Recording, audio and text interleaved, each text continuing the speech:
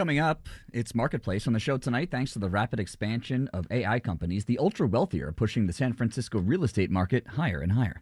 Once these companies IPO, what's going to happen to the home prices then? I mean, we might look back on this time and think, oh, shoot, I wish I'd gotten in spring 2026. Yeah. We'll have that story next on Marketplace. We'll be back with all things considered at 7. 72 degrees under sunny skies. We'll see lows in the low 60s tonight. Tomorrow, rain likely in the afternoon. We'll see highs again in the mid-70s. It's WNYC at 6:30. WNYC supporters include WNET presenting The Last Twins, a new documentary about Erno Spiegel, who risked everything to save the lives of twin boys targeted for experimentation in Auschwitz and personally escorted them home, now on PBS. WNYC, independent journalism in the public interest. 93.9 FM and AM 820. NPR News and the New York Conversation. Marketplace is supported by Mercury, business banking and financial software to help entrepreneurs send money, create invoices, pay bills, and more. Learn more at Mercury.com. The Federal Reserve started its meeting today. I wonder what Kevin Warsh is going to say tomorrow. From American Public Media, this is Marketplace.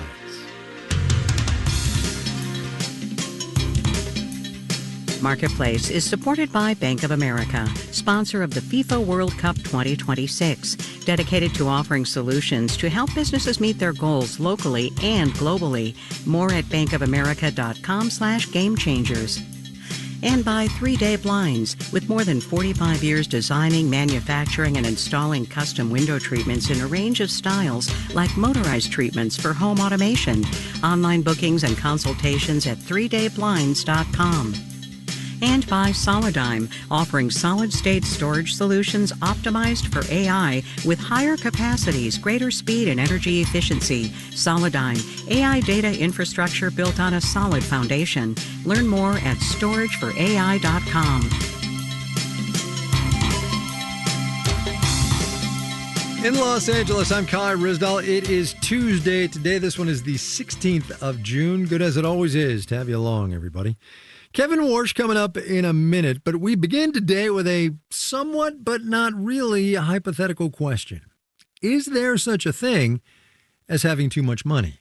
It's relevant on an individual level as the world tries to decide how it feels about its first trillionaire. But it's also relevant on the corporate level because really big companies sitting on really big piles of cash are going to the capital markets to get more. Alphabet issued $85 billion worth of new shares last month. Amazon and Alphabet as well have gone to the bond market to raise billions in the past couple of months. NVIDIA did the same thing yesterday.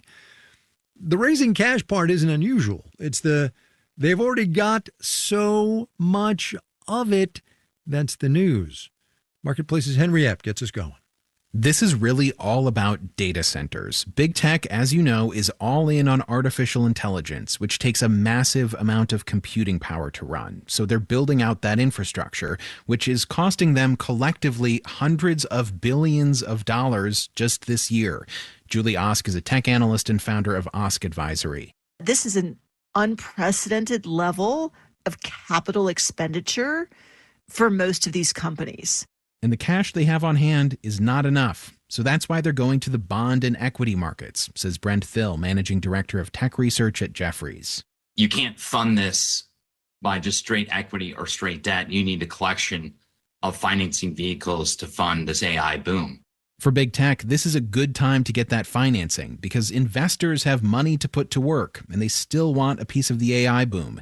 NVIDIA's bond sale this week, for example, attracted orders 3 times greater than the bonds on offer, according to Bloomberg. Sarah Kuntz, head of Clio Capital, says that kind of demand makes borrowing inexpensive. What the CFO's office will be telling the CEO's office is, look, this money is incredibly cheap compared to the normal cost of money, and we should probably go get some. Before investors change their minds, says Dan Ives, head of tech research at Wedbush Securities. We're in the window where capital is there. 6 months from now, that capital might be narrowed. Because as the AI boom goes on, investors will want to see companies actually make a return on all this data center investment, says Brent Thill at Jefferies. And this is what's concerning investors is when you look at the type of spend, are we going to get the ROI? The answer, Thill says, might not be clear for a few more years, and he thinks this AI hype cycle might also have years to go. To put it in terms of the internet boom a generation ago, it feels more like mid-90s at this point. And the dot-com bubble didn't start to burst until 2000. I'm Henry Epp for Marketplace. Wall Street today, tech not so good, most of the rest kind of a wash. We will have the details when we do the numbers.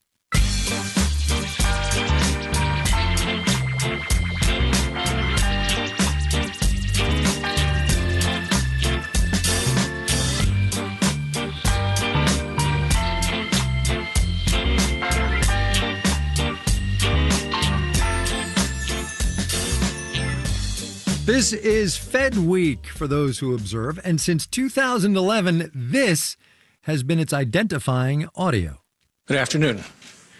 The Federal Open Market Committee concluded a two-day meeting earlier today. Today, the Federal Open Market Committee decided to raise the target range for the federal funds rate. We at the Fed will do everything we can to achieve our maximum employment and price stability goals.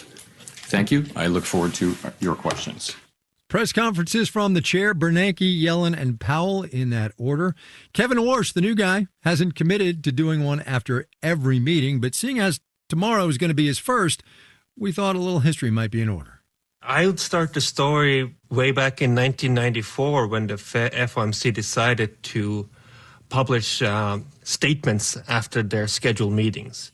That's Tom Laritz at the NYU Stern School of Business. Alan Greenspan, you might remember, was the chair back in 1994. I just pulled up a random statement. April 18, 1994. Chairman Greenspan announced today that the Federal Reserve will increase slightly the degree of pressure on reserve positions. This action is expected to be associated with a small increase in short-term money market interest rates. End of statement. Which, that's not much to go on, right? But it was more or less the norm until the financial crisis in 2008. Ben Bernanke was the chairman, and the Fed was doing a bunch of things it had never done before to keep the financial system afloat. Here's Sarah Binder at the Brookings Institution. And so Bernanke, as chair, said, I need to explain what we're doing so that markets can adjust, businesses can adjust, so everybody can know what we're going to do going forward, because they know we can't lower rates. The lower bound was here, right? Interest rates were basically zero. And what Bernanke was doing is what's come to be called forward guidance. And in 2011, Bernanke started holding press conferences after every other meeting, basically 4 times a year. One thing that happened immediately is the meetings without press conferences came to be observed by market participants as less important, less active, less live. Chair Yellen, whose idea press conferences were in the first place back when she was vice chair, she kept press conferences at 4 times a year. And then Jay Powell in 2019 started doing pressers after every meeting. Here's Kunal Sanghani at Northwestern University. By making every meeting live, you're getting yourself into giving a lot more forward guidance. So a lot more guidance about how interest rates are going to unfold in the future. And one of the trade-offs of that is, that forward guidance could turn into forward handcuffs. Which is Chairman Warsh's point. Warsh, by the way, has not actually said how many press conferences he might do. I think it's an open question whether 8 press conferences a year is the right amount or whether scaling back would do the job while not sort of impeding the ability of the Fed to react quickly and still make policy decisions on a short horizon. We're dancing around the big question. How does Warsh want and envision leading the Fed? And with what consequences for president, for his relationship with Congress, and obviously for how markets interpret what the Fed's going to do. The Warsh dance starts tomorrow, 2:30 Eastern. Stay tuned.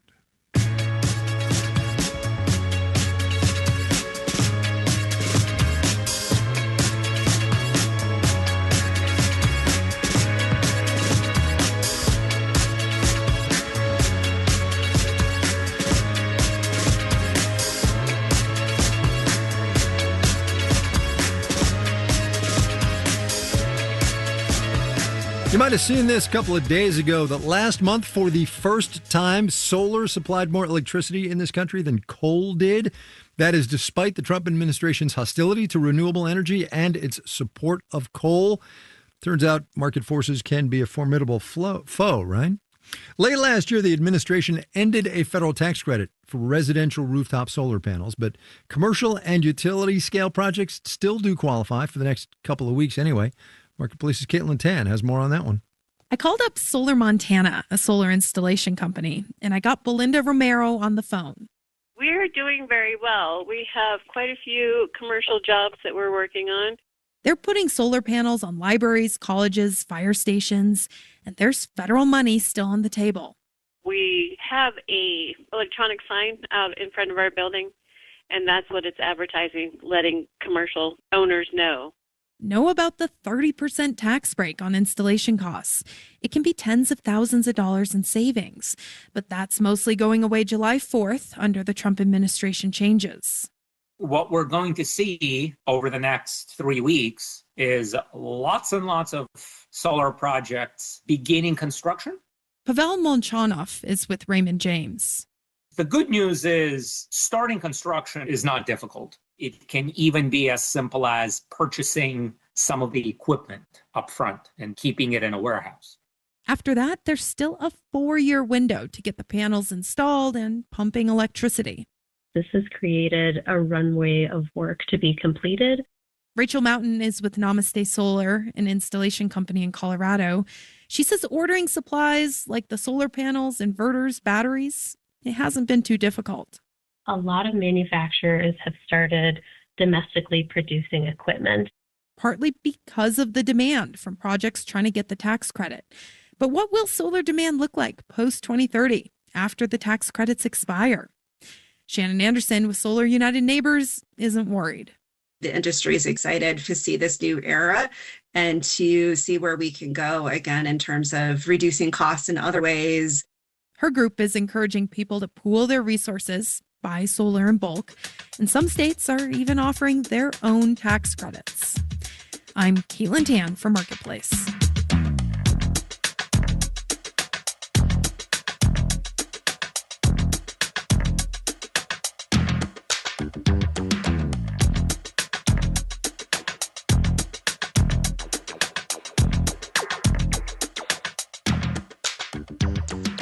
There are a bunch of ways to figure out what's going on in this economy. Data, of course, that's got its uses. Analysts and economists, they're pretty good, too. Best, though, the people who actually make this economy go. Patrick Smith is one of them. He runs Loftus Ranches. That's a hops and apple farm up in Yakima, Washington. Patrick, it is good to talk to you again. Good to talk to you, Kai. All right, first things first. How are things on at Loftus Ranches?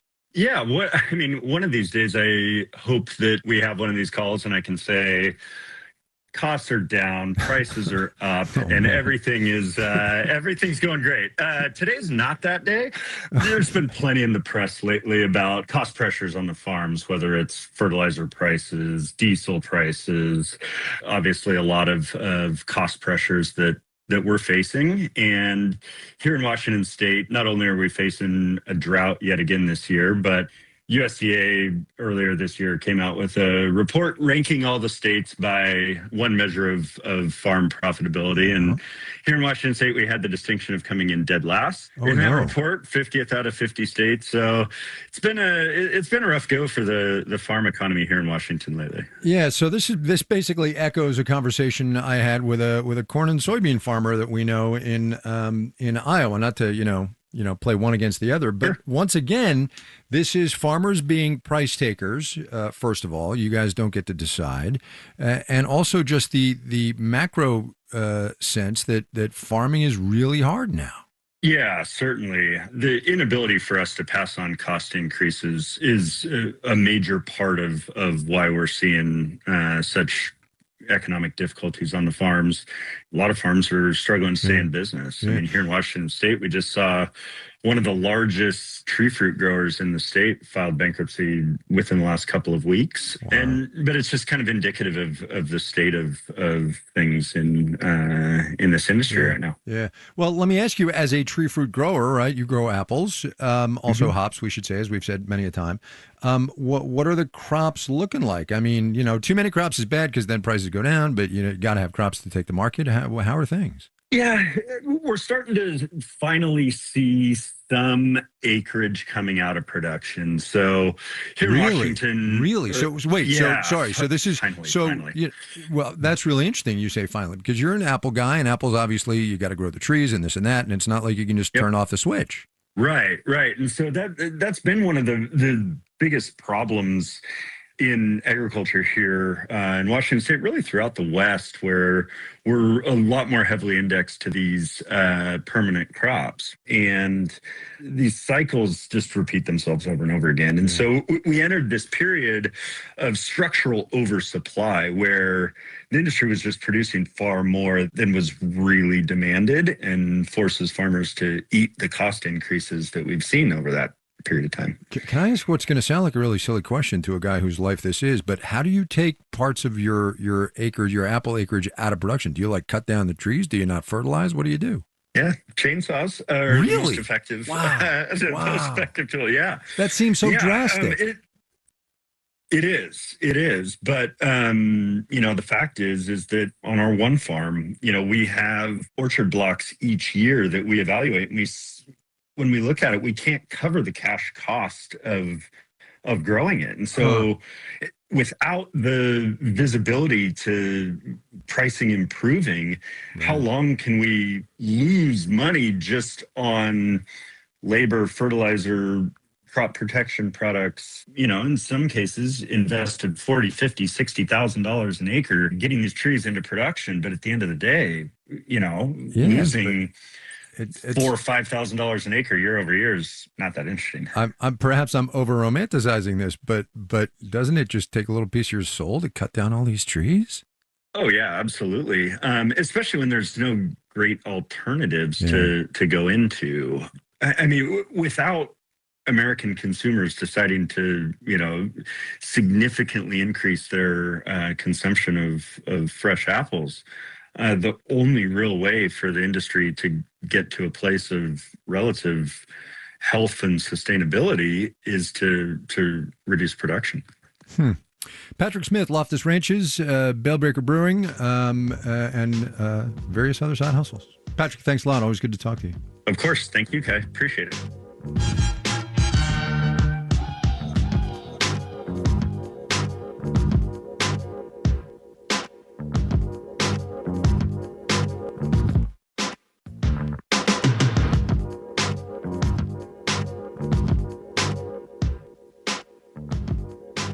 Coming up, there's a mansion deficit.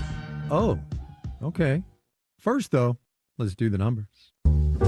Dow Industrial's up 328 today. That is 0.2%, 51,999. The Nasdaq subtracted 307 points, about 1.2% there, 26,376. S&P 500 down 42 points, 0.6%. 75 and 11. Some of those bond-selling technology companies that Henry Epp was telling us about, NVIDIA gave up 2.4% today. Alphabet pocketed 1.1%. Amazon.com, pretty much unchanged. Dave & Buster's Entertainment missed analyst expectations and reported that comparable store sales were down more than 5% for the quarter. Ticker symbol on that one, Play, P-L-A-Y, down 6.25%. Also, shout out to the parents out there who get stuck with their kids there. Anyway, price wars in the pizza business have convinced Yum Brands to get out of the pizza business. It is selling Pizza Hut to a private equity firm. Yum Brands heated up 2% on the day you're listening to Marketplace. The Numbers is supported by Odoo.com, your entire business on one platform. Marketplace is supported by Revenued, providing working capital for businesses whose cash flow is holding them back. Approvals based on revenue, not credit, and funds available in a day at getrevenued.com. And by GEP. As companies navigate global supply chain challenges, GEP works to help businesses optimize value and reduce risk through procurement and supply chain strategy consulting services and its AI-native platform, GEP Quantum Intelligence. And by Condor Airlines, offering nonstop service to Frankfurt, Germany from 8 U.S. gateways with connections to European destinations like Venice, Barcelona, Budapest, and more. Learn more at condor.com. Condor Airlines. Welcome aboard.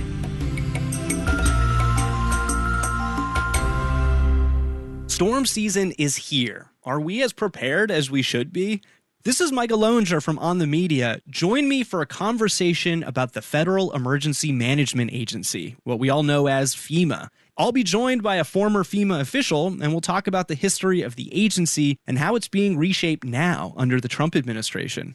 Join us in person at WNYC, 7 p.m. on June 24th. Get tickets at wnyc.org/events. Support for WNYC comes from Abramarama presenting Flag Day, a look at Three Oaks, Michigan, home to the nation's largest Flag Day parade, an event that is both nostalgic and reflective of the tensions of our time. Starts Thursday at Village East by Angelica. You're listening to Marketplace on WNYC. In the 7 o'clock hour of All Things Considered, President Trump says the next stage of negotiations with Iran should be easier than the first, as he continues to tout the recent agreement between the two countries at the G7 summit in France. That and more at 7. This is Marketplace. I'm Kai Rizdal. Fox has entered the streaming chat. The media company that has long relied on straight-up cable TV for its success said this week it is buying Roku for $22 billion. Roku as in the streaming program that comes automatically installed on smart TVs in more than 100 million households. It's the thing you see before you click on the app that you actually want to watch.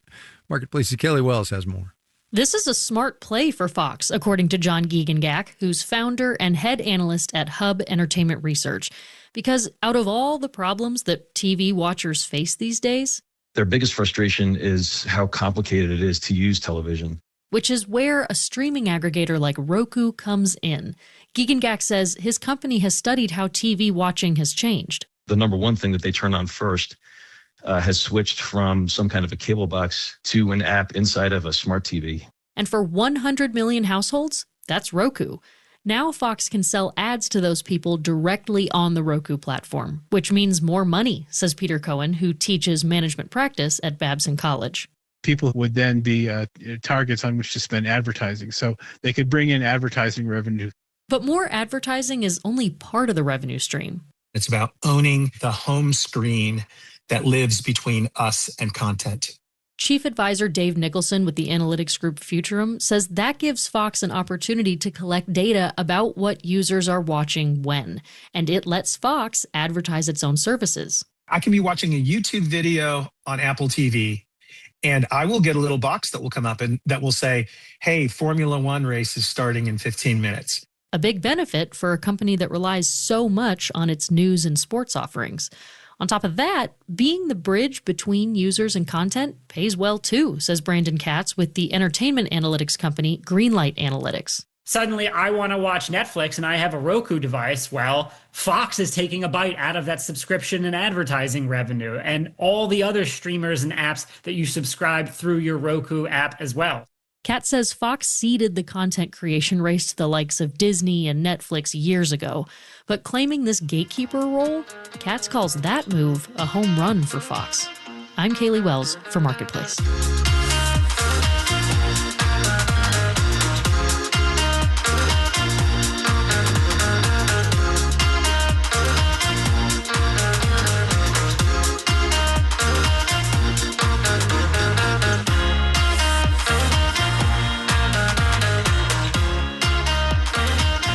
This is shaping up to be, as you know, the summer and perhaps the fall of the ginormous initial public offering. SpaceX last week, Anthropic and OpenAI set to follow suit. SpaceX worth $2 trillion now, give or take. The latter two of them based in San Francisco, pushing valuations of $1 trillion apiece.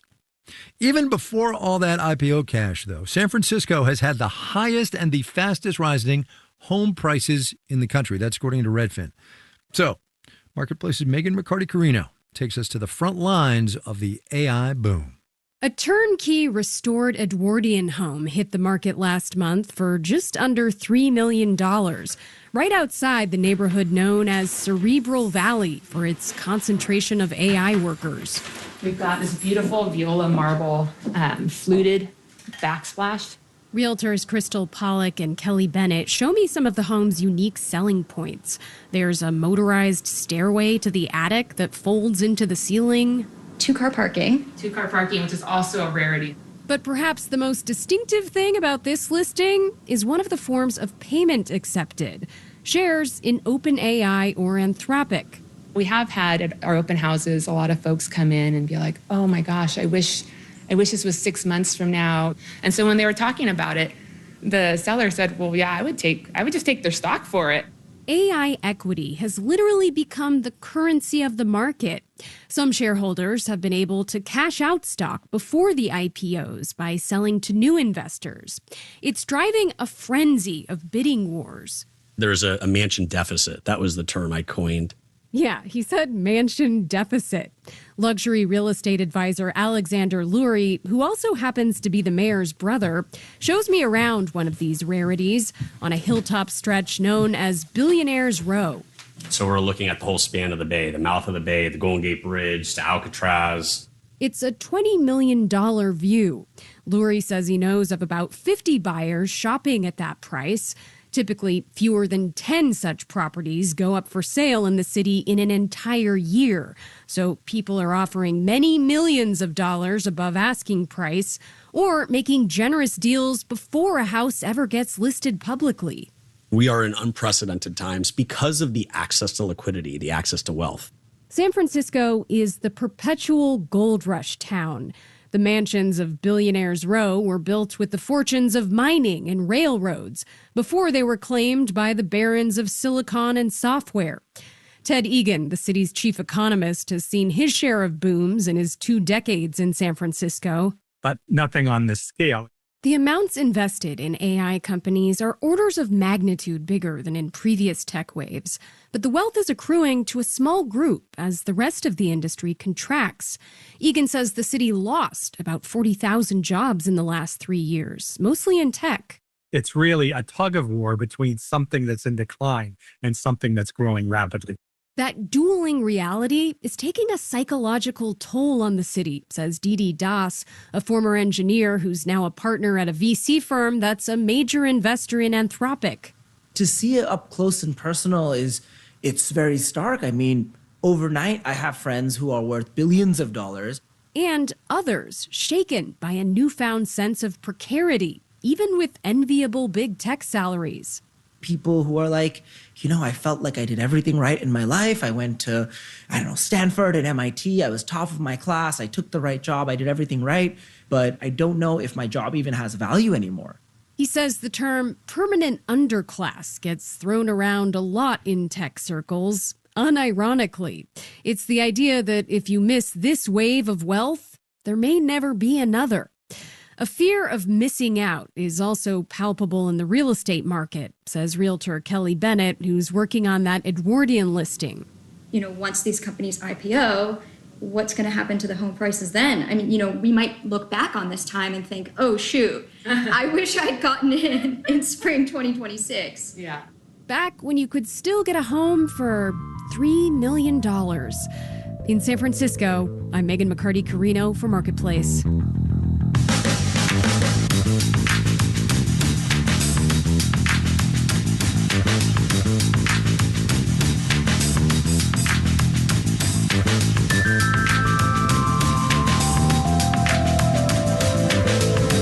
Marketplace is supported by Bank of America, sponsor of the FIFA World Cup 2026, dedicated to offering solutions to help businesses meet their goals locally and globally. More at bankofamerica.com/gamechangers.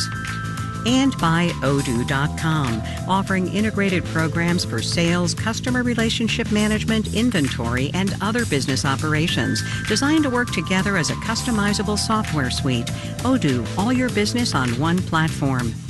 This final note on the way out today, global context for whatever it is that the Fed is going to do tomorrow. The Bank of Japan raised its key interest rate today to 1% even That is the highest that rate has been since 1995. Odds are that the Fed's going to stand pat tomorrow with its key rate set at a range of 3.5 to 3.75%. Jordan Menges, O'Neill Maharaj, Janet Wynn, Olga Oxman, and Virginia K. Smith are the digital team. I'm Kai Risdahl. We will see you tomorrow, everybody.